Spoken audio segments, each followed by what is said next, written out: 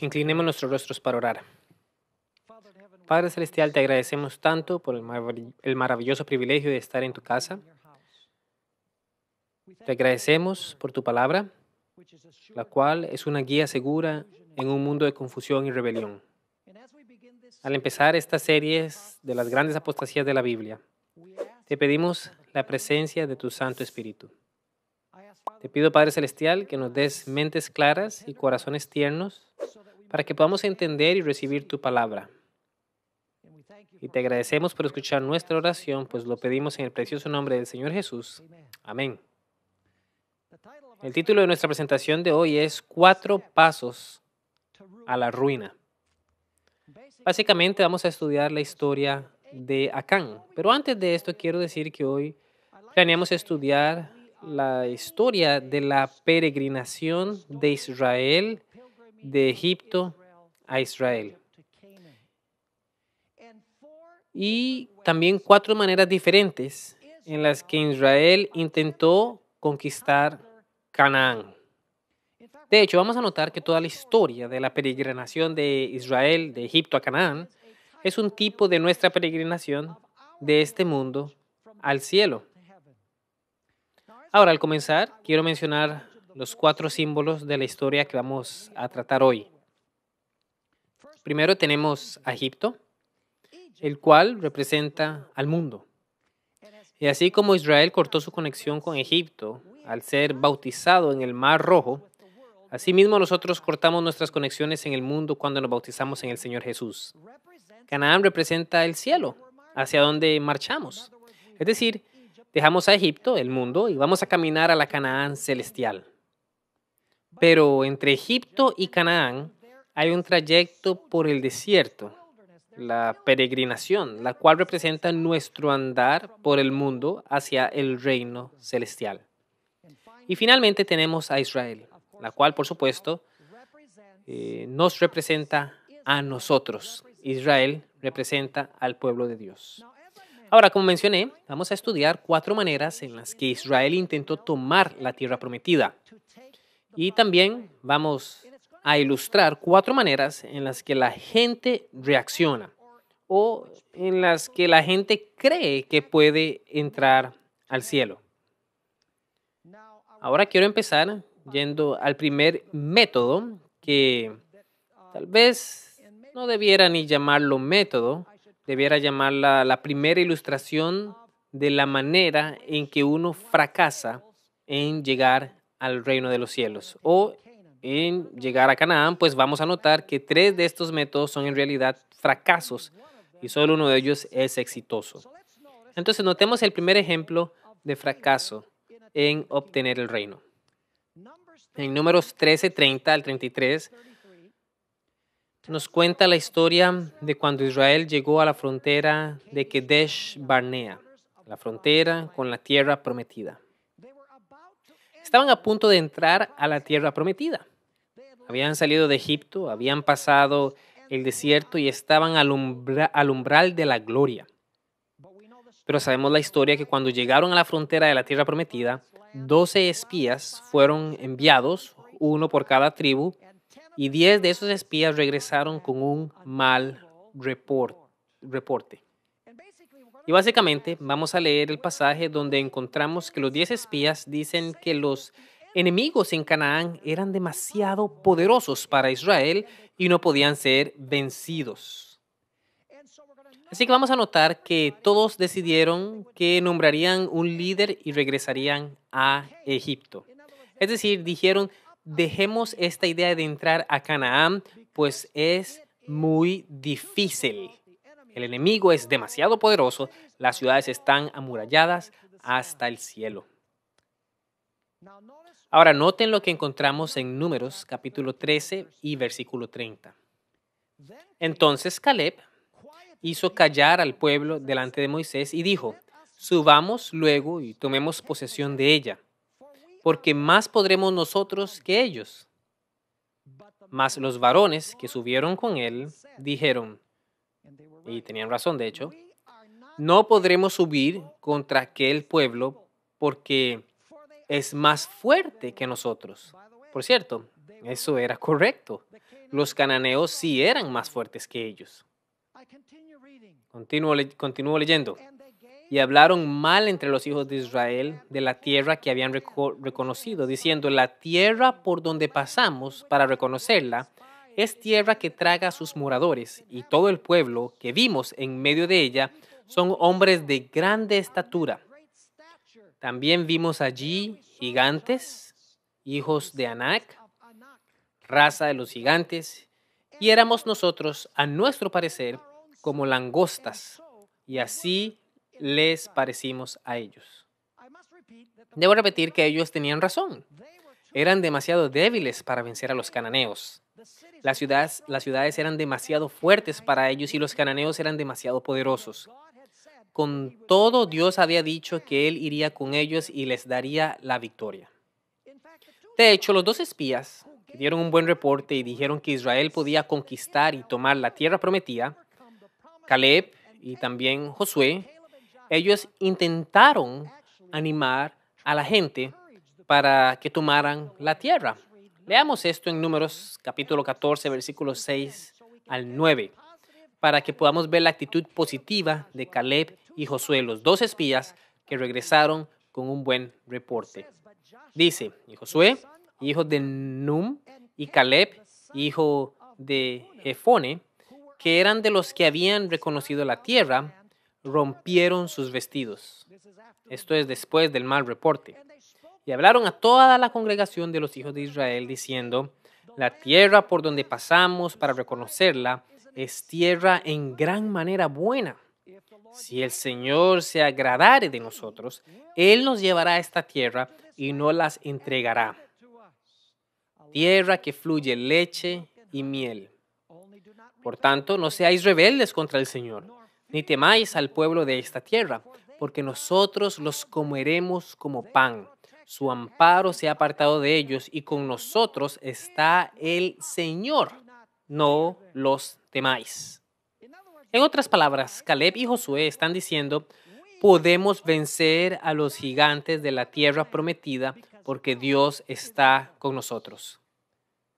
Pero el pueblo escuchó el reporte malo, el reporte de la mayoría. Por lo que esta rebelión abierta contra Dios y este deseo de regresar a Egipto hizo que Dios los sentenciara a vagar por el desierto por 40 años, porque querían regresar a Egipto en vez de entrar a la Canaán. Entonces, la primera actitud en la que los individuos llegan a la frontera de la tierra prometida y fracasan en conquistarla es porque se rebelan contra Dios. Dicen que los obstáculos son muy grandes, el enemigo es muy poderoso.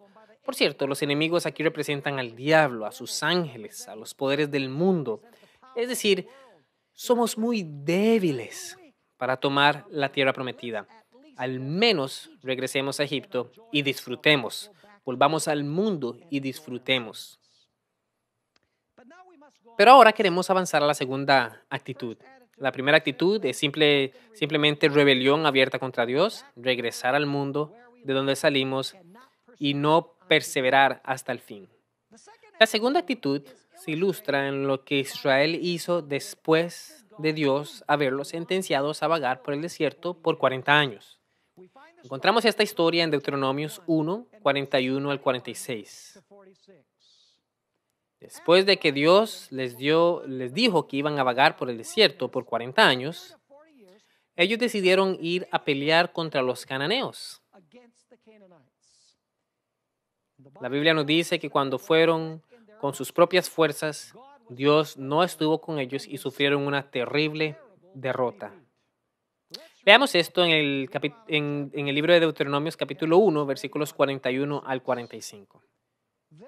Entonces respondisteis y me dijisteis, hemos pecado contra el Señor. Nosotros subiremos y pelearemos conforme a todo lo que el Señor nuestro Dios nos ha mandado. Y os armasteis con cada uno con sus armas de guerra y os preparasteis para subir al monte. Y el Señor me dijo, diles, no subáis ni peleéis, pues no estoy entre vosotros, para que no seáis derrotados por vuestros enemigos. Y os hablé y no disteis oído. Antes fuiste rebelde al mandato del Señor y persistiendo con altivez subisteis al monte. Pero salió a vuestro encuentro el amorreo que habita en aquel monte y os persiguieron como hacen las avispas y os derrotaron en Seir hasta Horma. Y volvisteis y llorasteis delante del Señor, pero el Señor no escuchó vuestra voz ni os prestó oído. Entonces la segunda actitud es tomemos a Canaán por nuestras propias fuerzas. No necesariamente por la ayuda del Señor, sino mediante nuestras propias fuerzas y poder. La Biblia nos dice que cuando pensaron que podrían entrar a Canaán mediante su propia fuerza y poder, fracasaron miserablemente porque Dios no estaba con ellos. De modo que aquí tenemos ilustradas dos actitudes diferentes hacia la entrada a Canaán, o el cielo en nuestro caso hoy. Número 1 es llegar a la frontera de la tierra prometida y decir, este enemigo es muy poderoso, el mundo es muy fuerte, no podemos entrar a Canaán, ni vale la pena ni siquiera intentarlo. Entonces volvamos a Egipto, volvamos al mundo de donde vinimos y vivamos al estilo mundano porque nos parece demasiado esfuerzo entrar a la tierra prometida. El segundo método es entrar al cielo o conquistar la tierra prometida mediante nuestras propias fuerzas o esfuerzos. Y eso también es un terrible fracaso. Pero hay una tercera actitud hacia la toma de la tierra prometida y esta es la que me quiero enfocar especialmente en nuestro estudio hoy. Y esta es que podemos vencer sobre el enemigo y conquistar la tierra prometida o entrar al cielo al tiempo que acariciamos nuestros pecaditos favoritos. Es decir, que podemos entrar al cielo en pecado. Ahora, aquí es cuando llegamos a esta historia tan interesante de Acán. Y es una historia que se registra en el libro de Josué, capítulos 6 y 7. Y también quisiera mencionar, antes que nada, antes de empezar en el estudio, que el Señor Jesús se había visto con Josué afuera de Jericó. Eso se encuentra en Josué capítulo 5, versículos 13 al 15. Y Josué le había preguntado al príncipe de las huestes del Señor, que es el Señor Jesucristo, ¿estás con nosotros o con nuestros enemigos? Y el príncipe de las huestes del Señor dijo, no, he venido como príncipe de las huestes del Señor. Tras lo cual le pide a Josué que se quite los zapatos, pues el suelo en el que estaba era santo. La Biblia nos dice también que Josué se inclinó ante este ser, por lo que era Jesús. Él había descendido a ayudar a Israel en su lucha contra Jericó para que pudieran tomar la tierra prometida. La Biblia nos dice que ellos se lanzaron contra Jericó y conocemos la historia. Con la ayuda y el poder del Señor, las murallas de la ciudad se desmoronaron, la ciudad fue destruida e Israel conquistó la primera ciudad de la tierra prometida. Entonces ellos dijeron, wow, esto va a ser muy fácil. Todo lo que hicimos fue marchar alrededor de la ciudad y las murallas se desmoronaron y la ciudad cayó. De modo que dijeron, vamos ahora a pelear contra la siguiente ciudad. Y así fueron a una ciudad llamada Ai, donde sufrieron una terrible derrota. ¿Por qué habían tenido semejante victoria cuando subieron contra Jericó y ahora sufren tan terrible derrota al ir contra Ai? La razón es que había un anatema entre la gente, entre el pueblo. Alguien que albergaba el pecado, lo que hizo que fuera imposible para Israel entrar a la tierra prometida. No podían estar frente a sus enemigos. Leamos en Josué capítulo 7, iniciando con el versículo 10. La historia, la triste historia de lo que pasó.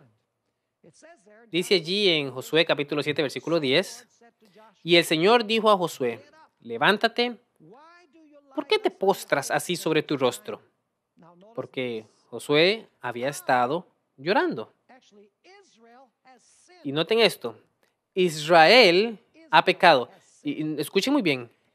Y aún han quebrantado mi pacto que yo les mandé. Y también han tomado del anatema y hasta han hurtado, han mentido y aún lo han guardado entre sus enseres.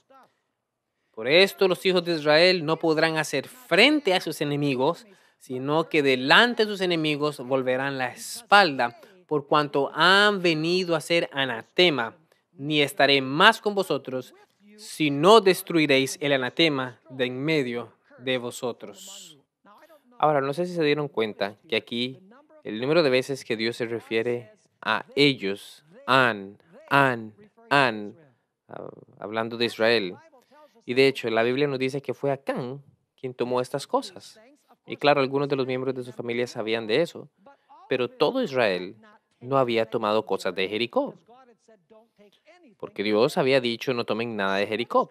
Entonces, ¿qué está diciendo Dios al culpar a todo Israel por lo que Acán hizo? Verán, amigos, el pecado es un asunto corporativo. El pecado en la iglesia no es algo individual. Un poco de levadura hace que toda la masa se fermente. Un poco de pecado hace que la totalidad de la iglesia se fermente. No hay tal cosa como un pecado individual.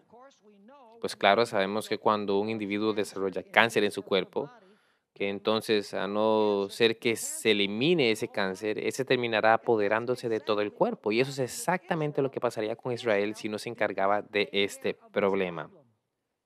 De un individuo y su familia acariciando el pecado y aún así pensando que podían tomar Canaán como su posición, que podían entrar a la tierra de Canaán. Déjenme y les leo una declaración que encontramos en el libro Conflicto y Valor, página 120. Esta es una declaración de Elena de White donde ella dice que el pecado es un asunto corporativo. Cuando un individuo en la iglesia acaricia el pecado, eso lleva a la derrota de toda la congregación. Ella dice, la historia de Acán enseña la solemne lección de que por el pecado de un hombre, el desagrado de Dios recaerá sobre un pueblo o una nación hasta que la transgresión sea descubierta y castigada. El pecado es corruptor por naturaleza. Un hombre infectado de esta lepra mortal puede transmitir la mancha a miles. Los que ocupan posiciones de responsabilidad como guardianes del pueblo traicionan la confianza depositada en ellos si son fieles en buscar, descubrir y reprender el pecado. Entonces Dios le dijo a Josué, debes limpiar este mal de Israel. Ahora, habían dos maneras en las que este pecado podía ser limpiado para que el pueblo pudiera tomar la tierra prometida como suya. La primera manera sería si Acán confesara su pecado. Y creo que Dios lo hubiera perdonado. Pero había otra manera, y es que si no confesaba su pecado, finalmente su pecado lo destruiría. Noten lo que encontramos aquí en Josué capítulo 7, versículo 13.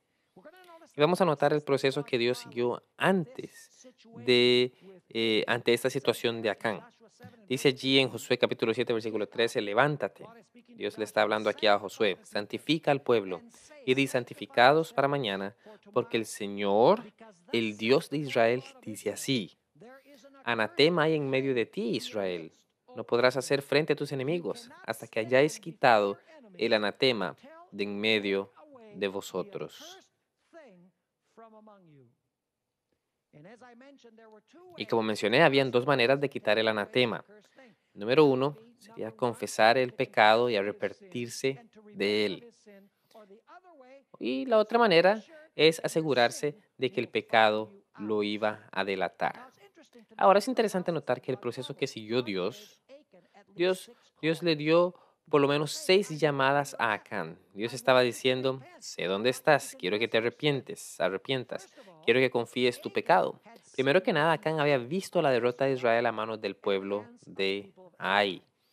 Él sabía que había sido derrotados por albergar ese pecado en la congregación. Segundo, Él había escuchado el anuncio de Josué a la congregación de que el siguiente día el transgresor iba a ser encontrado entre la congregación. Y ni así, en ninguno de los dos casos, pasó al frente a decir, soy el culpable. Dios le dio otros 4 llamados. Y noten esto en el libro de Josué, capítulo 7 y versículo 14. El proceso que fue seguido para identificar al transgresor. Dice allí en Josué, capítulo 7, versículo 14, os acercaréis, pues, mañana por vuestras tribus, y la tribu que el Señor tomare se acercará por sus familias, y la familia que el Señor tomare se acercará por sus casas, y la casa que el Señor tomare se acercará por los varones. Ahora la pregunta es, ¿por qué Dios siguió este proceso de escoger la tribu, luego la familia, luego la casa y luego escoger entre los hombres? El hecho es que Dios le estaba diciendo a Acán, sé en qué tribu estás, en qué casa estás, sé en qué familia estás y también sé quién eres y dónde estás. De modo que Dios, a través de este proceso, estaba invitando a Acán a confesar su pecado y a mostrar arrepentimiento por su pecado. Saben, Dios sabía dónde estaba él. Él le hubiera podido decir a Josué, ve a la tienda de Acán, él fue el quien robó estas cosas, sáquenlo del campamento y quémenlo. Por cierto, la Biblia dice que fue apedreado y luego quemado. Es un juicio muy interesante que notaremos más adelante. Ahora noten Josué capítulo 7, versículo 15. Y el que fuere sorprendido en el anatema será quemado, él y todo lo que tiene, por cuanto ha quebrantado el pacto del Señor y ha cometido maldad en Israel.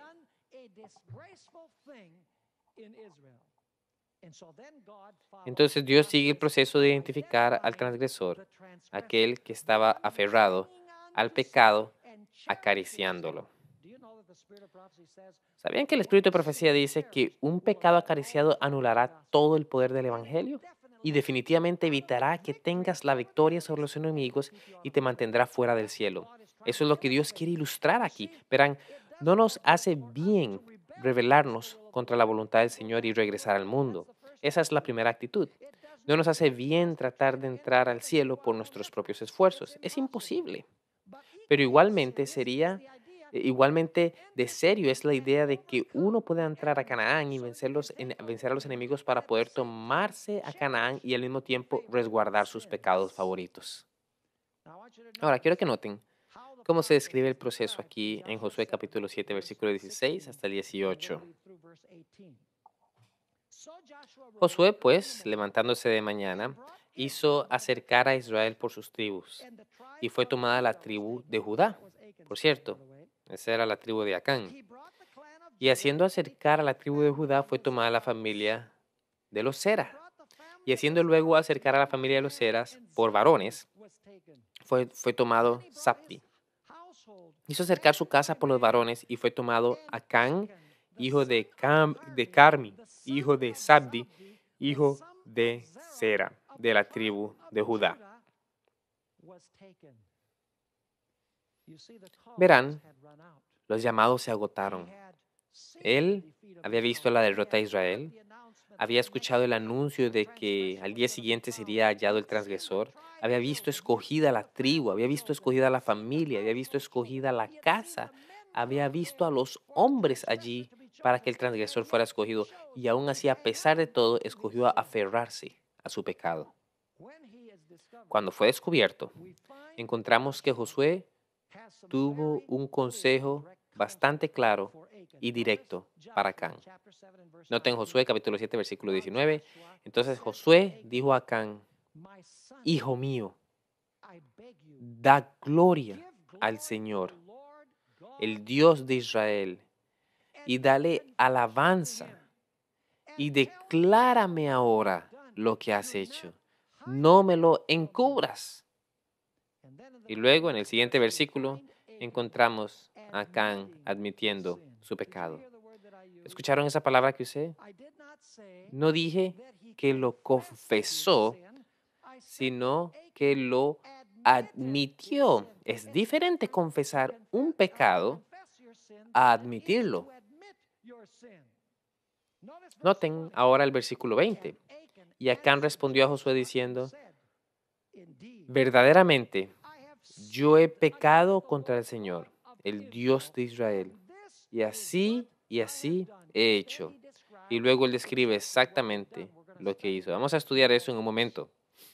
¿Saben? Es como cuando un niño es atrapado con las manos en el tarro de las galletas. ¿Saben?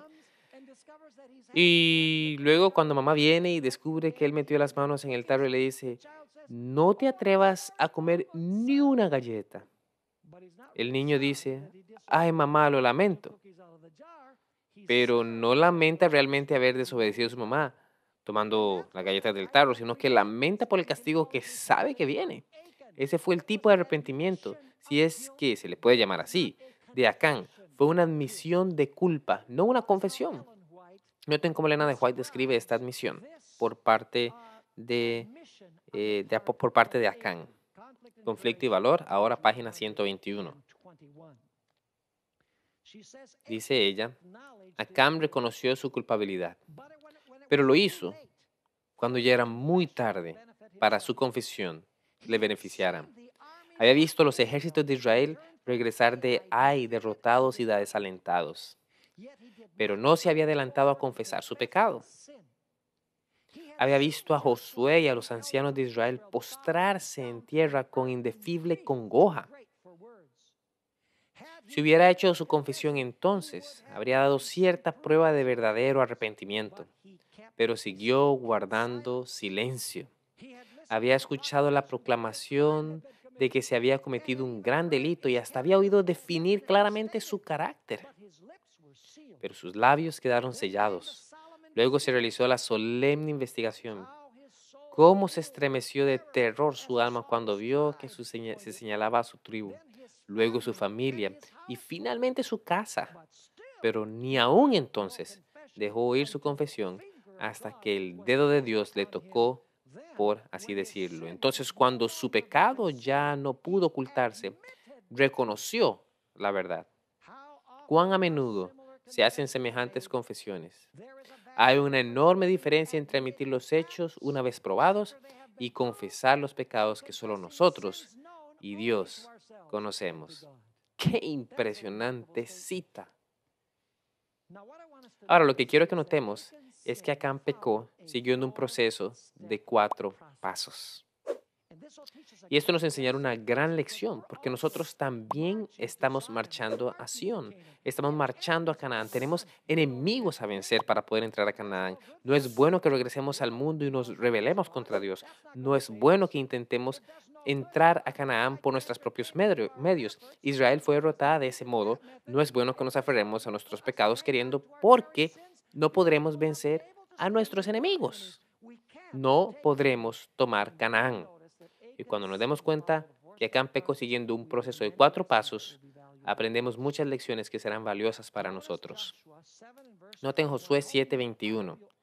Y quiero que subrayen 4 palabras claves que tenemos aquí. Noten, pues vi. Esa es la palabra que quiero que subrayen.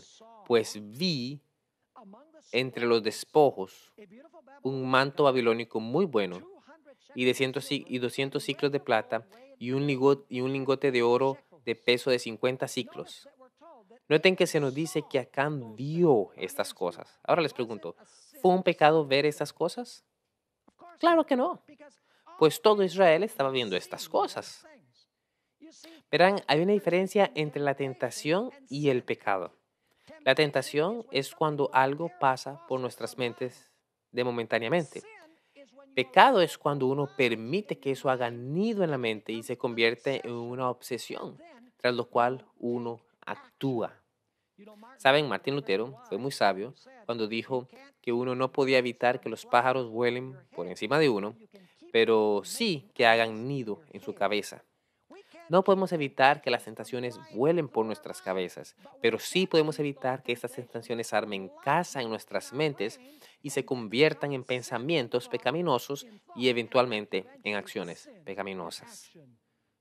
Entonces, el primer paso fue que a cambio no hay pecado en ver. El problema es si uno se queda mirando y si uno se queda viendo, entonces tenemos el segundo paso que lleva a la ruina. Noten Josué 7:21. Continuando después que dijo, que vio, dice allí, lo cual codicié. Saben, como adventistas del séptimo día enfatizamos mucho en que el pecado es la mala acción.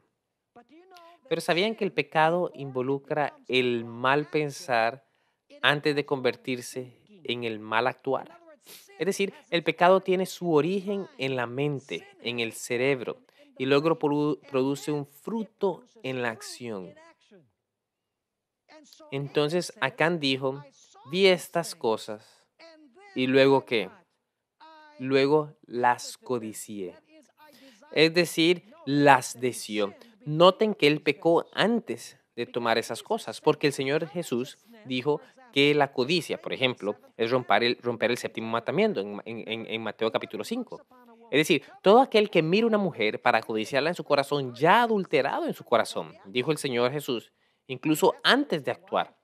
Esa es la razón por la que David fue muy sabio cuando el Espíritu Santo lo inspiró a escribir el Salmo 119, donde dice, tu ley he albergado en mi corazón para no pecar contra ti. Verán, necesitamos construir barreras contra el pecado en nuestras mentes, pues el pecado no se origina en la acción, sino se origina en la mente. El pecado es, primero que nada, mal pensar, no mal actuar. Si uno va a vencer el pecado, debe hacerse a nivel de pensamiento primero. Pero ahora notemos la tercera etapa del pecado de Acán. Josué, capítulo 7, versículo 21. Solo leeré la frase que dijo él, y tomé. ¿Notan el proceso aquí? Dijo, vi estas cosas. Luego, deseé o codicié estas cosas. Es decir, ¿saben? Pequé en mi mente. Es básicamente lo que está diciendo aquí. Pues el 10º mandamiento dice que no que, no codiciarás. Y entonces, cuando él codicia estas cosas, ¿qué hace? Las toma. Él las toma. Las acciones siguen a los pensamientos. Es decir, el mal actuar sigue al mal pensar. Es decir, necesitamos enfatizar que el pecado inicia en la mente. ¿Saben? Puede que ni siquiera cometamos la mala acción, pero si tenemos los pensamientos equivocados, estamos pecando, de acuerdo a las escrituras. Luego quiero que notemos el cuarto paso. Can continúa diciendo en el versículo 21, y he aquí que está escondido bajo tierra en medio de mi tienda y el dinero debajo de ello. Entonces, ¿cuál es el cuarto paso? Tratar de esconder lo que hizo. Vi, codicié, tomé y escondí.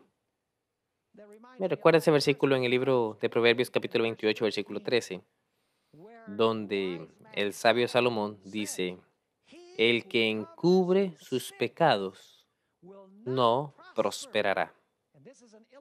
Y con la historia de Acán tenemos una ilustración de eso. Mas el que los confiesa y se aparta alcanzará misericordia.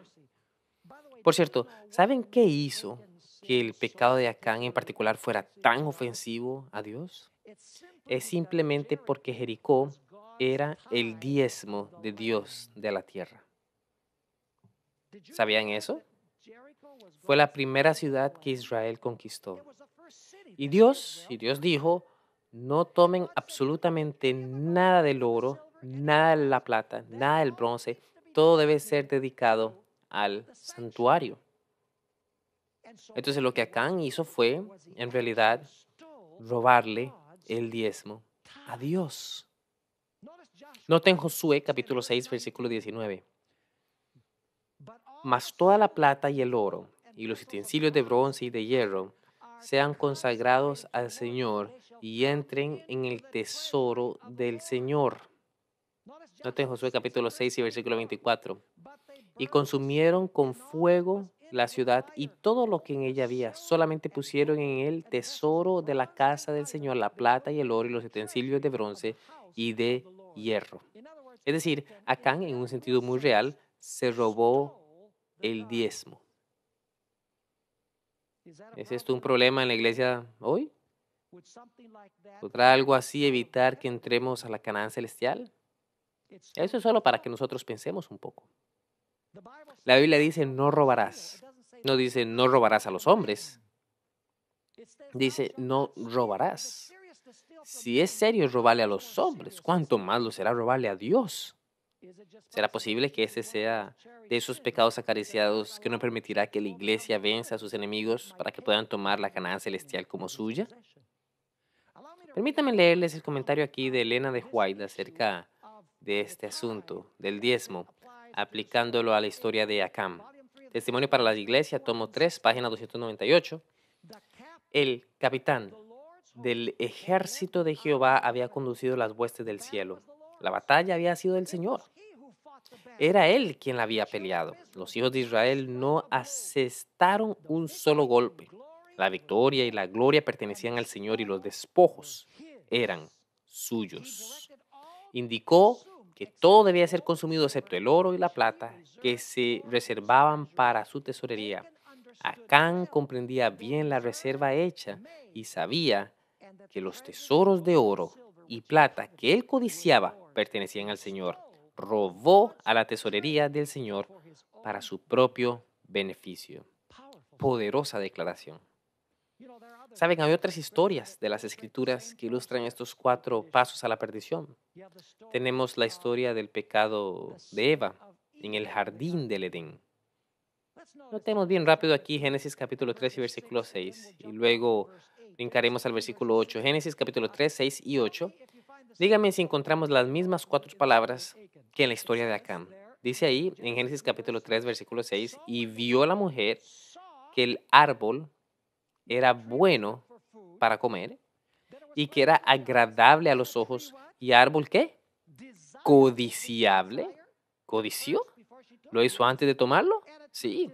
Y el árbol codiciable para alcanzar la sabiduría. ¿Y ella qué? Tomó de su fruto y comió y dio también a su marido, el cual comió así como ella. Y entonces vamos al versículo 8. Y oyeron la voz de Dios, el Señor, que se paseaba en el huerto al aire del día, y el hombre y su mujer. ¿Hicieron qué? Ahí está. Se escondieron de la presencia del Señor Dios entre los árboles del huerto. Podríamos decir lo mismo del pecado de David. Puedo darles ejemplo tras ejemplo bíblico del proceso de los 4 pasos que lleva al pecado. ¿Recuerdan a David? La Biblia dice en 2 de Samuel capítulo 11 que era el tiempo en que los reyes de Israel salían a la guerra y en vez de salir a la guerra, en vez de estar ocupados, la mente ociosa es taller del diablo, es taller de Satanás. Entonces David, en vez de estar ocupado en las batallas del Señor, estaba bien cómodo en el palacio. Y un día caminaba por el balcón y vio a esta hermosa mujer bañándose desnuda. Y si uno lee la historia en 2 de Samuel capítulo 11, uno descubre las mismas 4 palabras que en la historia de Acán y en la historia del pecado de Eva. La Biblia dice que David vio a esa mujer, luego dice que David codició a esa mujer. Déjenme preguntarles, ¿fue pecado que David la viera? No, él simplemente salió al balcón. ¿Saben? Él sale y ve a esta mujer. Escuchen, habría que caminar con los ojos tapados, ¿saben? Para no ver, pero incluso entonces habría problemas porque todavía tenemos los ojos del cerebro. Saben, a los monjes no les servía de nada ir a monasterios porque igual tenían sus cerebros pecaminosos con ellos. Pero de cualquier forma, David vio y vio lo que no tenía que haber visto. Y verán, así es cuando se vence el pecado. El primer paso en la tentación, él debió volverse y decir, no voy a mirar más. Pero en vez de hacer eso, dice 2 Samuel capítulo 11, que él codició y luego la palabra la tomó, se usa. y luego intentó esconder su pecado. Ciertamente lo hizo y lo intentó hacer asesinando. Imagínense, asesinando a su general de confianza, Urías el hitita. Increíble los resultados que genera el pecado cuando uno los acaricia en su vida. De modo, amigos, que no podemos entrar a la Canaán celestial por nuestros propios medios. No nos hace bien volvernos y decir, mejor me regreso y disfruto del mundo, porque es muy difícil entrar al cielo. Requiere demasiado esfuerzo. El enemigo es muy poderoso. No nos hace bien aferrarnos al pecado, pensando que podemos tener el cielo, vencer al enemigo. Podemos entrar a la tierra prometida. No, al tiempo que cargamos nuestros pecados, no se puede. La pregunta es, ¿cómo podemos tomar Canaán como nuestra posesión? Bien, en la historia de la conquista de Jericó tenemos el secreto. Fue en realidad una combinación de poder divino y obediencia humana. Poder divino combinado con el esfuerzo humano. Dios había dicho a Israel, quiero que vayan y marchen alrededor de Jericó. Una vez al día, 7 veces una vez al día, 7 veces el séptimo día. Yo me encargaré del resto. Todo lo que tienen que hacer es marchar alrededor, sonar las trompetas y gritar y la ciudad caerá. Ahora, Israel hubiera podido decir, eso es lo más ridículo que hemos escuchado en nuestras vidas. Uno no conquista una ciudad sonando trompetas, gritando y marchando alrededor de ella. De hecho, muchos de los que estaban dentro debieron pensar que los israelitas eran unos necios y tontos. Así no es como uno batallea o va a la guerra. Pero Dios había dicho, ¿saben? ¿Podría Dios haber derribado las murallas de la ciudad sin que Israel marchara alrededor sonando trompetas y gritando? Por supuesto que sí, pero Dios quería que ellos mostraran obediencia para luego Él entrar con su poder divino y darle la victoria sobre el enemigo. Es decir, la victoria sobre el enemigo, tomando a Canaán, significa confiar y amar lo suficiente a Dios para hacer lo que Él nos dice que hagamos. Y Él nos da el poder para vencer a los enemigos y los obstáculos sin importar lo grande que sean. Y esto me recuerda a la historia de Israel a orillas del Mar Rojo. En Éxodo capítulo 14, los egipcios venían con 600 de sus carretas selectas, con sus ejércitos a derrotar a Israel. Ellos estaban arrinconados, no tenían manera de escapar, el mar por delante, las montañas a un lado, el desierto por el otro, los egipcios detrás de ellos. Parecía que iban a ser derrotados. Dios no dijo, ustedes necesitan ir y pelear. ¿Saben qué fue lo que dijo Dios? Dijo, estad firmes y ver la salvación del Señor. Pero ¿saben qué tenía que hacer Israel para mostrar que creía en la salvación del Señor? La historia nos dice que Moisés extendió su vara y que la gente tuvo que caminar hacia las aguas antes de que éstas se abrieran. Ellos tenían que mostrar su fe y confianza en que Dios iba a hacer lo que dijo que iba a hacer. Ellos inclusive se mojaron y luego Dios abrió el Mar Rojo. Ese mismo principio de combinar el poder divino con el esfuerzo humano lo podemos encontrar en la historia de David y Goliat. Eso se encuentra en todo relato bíblico en realidad. Les pregunto, ¿podría Dios haber hecho que Goliat tuviera un infarto? Claro que sí. ¿Podría Dios haber derrotado a Goliat de muchas otras maneras él solo? Por supuesto. Pero él le dijo a David, voy a darte la victoria sobre este gigante. Incluso siendo de 3.5 metros de altura, siendo que solo eres un niño pequeño, voy a darte la victoria. ¿Y qué hace David? ¿Acaso dice, voy a sentarme a mirar, Señor? Eso no fue lo que hizo. Él, más bien lo que hizo fue recoger 5 piedras. Algunos piensan que recogió 5 piedras porque había 5 ciudades en las pentapolis de los filisteos. Otros creen que es porque Goliat tenía 5 hermanos. No sabemos realmente por qué, pero David fue y recogió 5 piedras y obedeció al Señor. Movió su onda y lanzó la piedra. ¿Y qué hizo Dios? Él guió la piedra hacia el único sitio vulnerable disponible, la frente de Goliat. De hecho, dice que la piedra llevaba tanta fuerza que se incrustó en la frente de Goliat. Y por cierto, cuando cayó, todavía no estaba muerto, porque la Biblia dice que David fue con su espada, con la espada de Goliat, y lo mató. Entonces, nuevamente la idea del poder divino combinado con el esfuerzo humano. El diablo no puede derrotar al pueblo de Dios si usa esta maravillosa fórmula. Eso me hace recordar la historia de la Triple Alianza que se levantó contra Israel. Se encuentra en 2 capítulo 20. Israel estaba temblando y Dios le dio consejo a Josafat. Déjenme leer aquí 2 capítulo 20, versículo 15 y 16. Y la Biblia nos dice, y dijo, este es un profeta, oíd Judá todo, y vosotros moradores de Jerusalén, y tú, rey Josafat. El Señor os dice así, no temáis ni os amedrentéis delante de esta multitud tan grande, porque no es vuestra la guerra, sino de Dios. ¿Y qué fue lo que Dios entonces le dice a Israel? Siéntense y observen la salvación del Señor. Eso no es lo que Él les dice. Noten lo que encontramos en el capítulo 20, empezando en el versículo 20. Noten que obedecieron al Señor. Y cuando se levantaron por la mañana, salieron al desierto de Tecoa.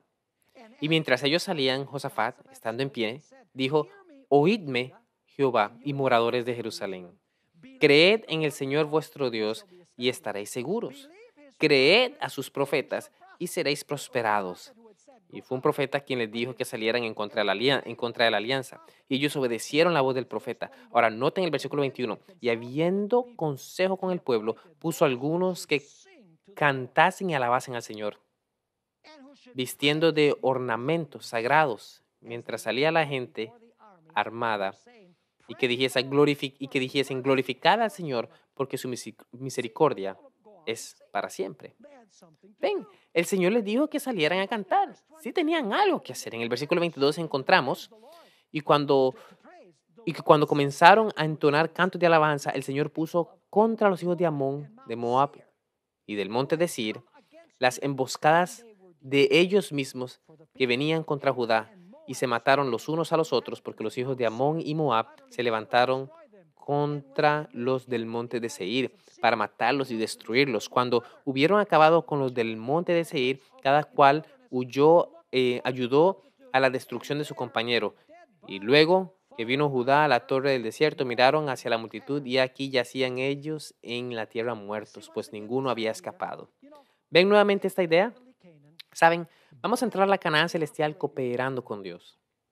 Eso no significa que nosotros trabajamos y Dios nos salva. Significa que Dios nos salva, nosotros confiamos en Él y por lo tanto le obedecemos y vencemos a los enemigos. Ahora notemos Filipenses capítulo 2, versículos 12 y 14. Filipenses capítulo 2 y en realidad versículos 12 y 13. Aquí el apóstol Pablo explica este proceso. Por tanto, amados míos, como siempre habéis obedecido, no como en mi presencia solamente, sino mucho más ahora en mi ausencia. Noten esto. Ocupaos en vuestra salvación con temor y temblor.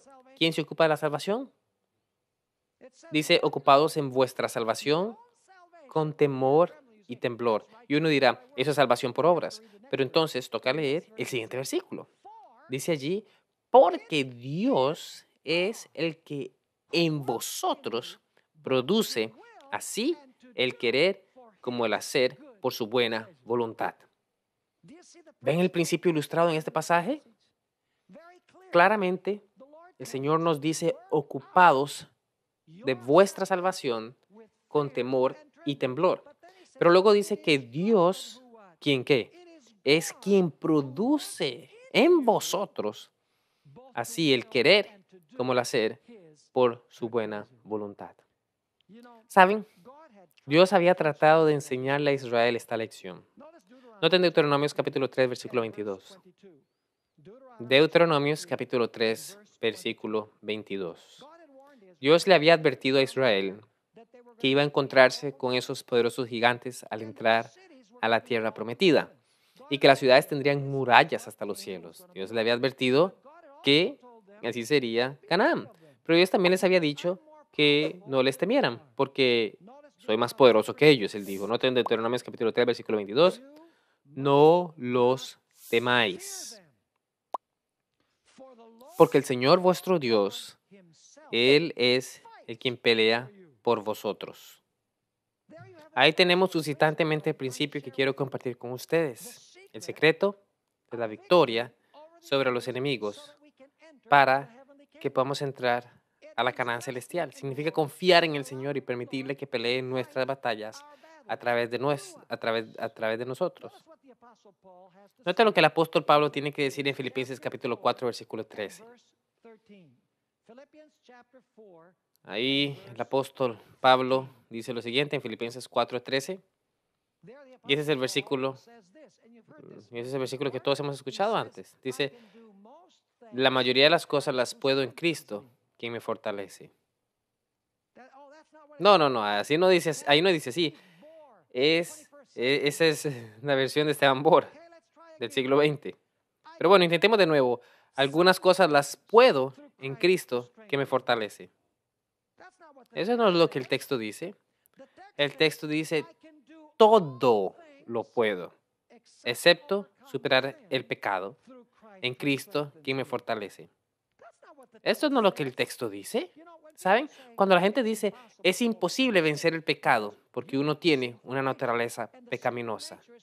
Y la naturaleza pecaminosa es muy poderosa. Toca quedarse así hasta llegar a la Canaán celestial, al cielo. Cuando dicen eso, están realmente diciendo que la carne es más poderosa que Dios. No lo piensan así, pero si uno dice que es imposible vencer el pecado antes de entrar al cielo, entonces uno está diciendo que es imposible para Dios, que Dios no es lo suficientemente poderoso para darnos la victoria sobre el pecado, que la carne, el mundo y el diablo son más poderosos que Dios. No limitemos el poder de Dios. Ahora quiero leer una declaración al ir terminando. Y esa es una maravillosa declaración. Se encuentra en Palabras de Vida del Gran Maestro, página 268 en español. Y de hecho, ¿saben? Sería muy bueno que leyeran también las páginas 266 al 268, pues hay bastante material que viene antes de esta declaración, pero solo voy a leer este extracto de la página 268. Esto debería ser fácil de recordar, ¿no? 268. 400 menos 2, el número de la bestia. ¿Qué les parece? Ahora, nunca lo olvidarán. Palabras de vida del Gran Maestro 268. Eso es lo que Elena de White tiene que decir. Cuando la voluntad del hombre coopera con la voluntad de Dios, llega a ser omnipotente. ¿Qué significa omnipotente? Significa que uno puede hacer cualquier cosa. Que uno puede hacerlo todo. ¿Qué pasa cuando la voluntad del hombre coopera con la voluntad de Dios? La voluntad del hombre se vuelve ¿qué? Omnipotente. Continúa diciendo, cualquier cosa que debe hacerse por orden suya puede llevarse a cabo con su fuerza. Y me encanta eso. De nuevo, cualquier cosa que debe hacerse por orden suya puede llevarse a cabo con su fuerza. Es decir, Dios nos dice qué hacer y luego nos da la fuerza para hacerlo. Ella termina la declaración diciendo, todos sus mandatos son habilitaciones. Es decir, Él nos da todos los recursos para hacer lo que nos manda. ¿Saben? Regresando al asunto del diezmo, algunos dicen, pastor, ¿sabes? No puedo devolver el diezmo. No tengo suficiente dinero. No me queda nada después para pagar todas mis cuentas. ¿Saben? Puedo darles una fórmula mediante la cual siempre tendrán suficiente dinero para devolver el diezmo. Y ese es devolverlo primero. Siempre tendrán suficiente si lo devuelven primero. Oh, pero entonces vendrán mis acreedores y me quitarán la casa. Bueno, entonces les pregunto, ¿qué es mejor? ¿Que les quiten la casa o robarle a Dios? Probablemente sería mejor más bien no tener deudas en nuestras tarjetas de crédito y tener buenos principios de mayordomía. Entonces, no tendríamos problemas al devolver el diezmo y pagar nuestras cuentas. Lo que digo es que cuando Dios nos dice, ¿saben? Devuelvan el diezmo fielmente, Él va a hacernos posible el regresar el diezmo fielmente. Cuando Dios dice, guarda el sábado, ¿saben? La gente dice, pero ¿qué voy a hacer? Tengo que trabajar los sábados. No me van a dar los sábados en mi trabajo. Entonces, lo que uno está diciendo es que Dios le está diciendo que haga algo y él mismo no va a poder, no va a proveer para poder hacerlo. El hecho es que Dios dice en su palabra, si me amas, confía en mí lo suficiente como para guardar mis mandamientos. Si guardas el sábado, no te dejaré desamparado. Iré y o te permitiré conservar tu empleo o haré que consigas un empleo mejor que el que ya tienes. Pero para eso, tenemos que ser firmes en la fe y obedecerle a Dios porque lo amamos. Entonces, en nuestro estudio de hoy, encontramos 4 maneras de ir a Canaán, al cielo. Dejamos Egipto, estamos en un peregrinaje a través del desierto, que es en este mundo en camino a la Canaán celestial. Los enemigos son el diablo y sus ángeles, el mundo, la carne. Son poderosos. Y hay 4 maneras en las que podemos ir. Podemos, 1, decir que los enemigos son muy poderosos, me rindo, voy a devolverme a divertirme al mundo. La segunda manera es decir, oye, yo puedo tomar Canaán por mis propias fuerzas, por mis propias obras, puedo llegar al cielo. Eso es imposible. La tercera es llegando a la frontera de Canaán, pensando que podemos entrar y tomar posesión de la tierra prometida, acariciando el pecado en nuestras vidas. Y la cuarta es la única y verdadera manera, y es cooperar con el poder divino para vencer al enemigo en nuestras vidas.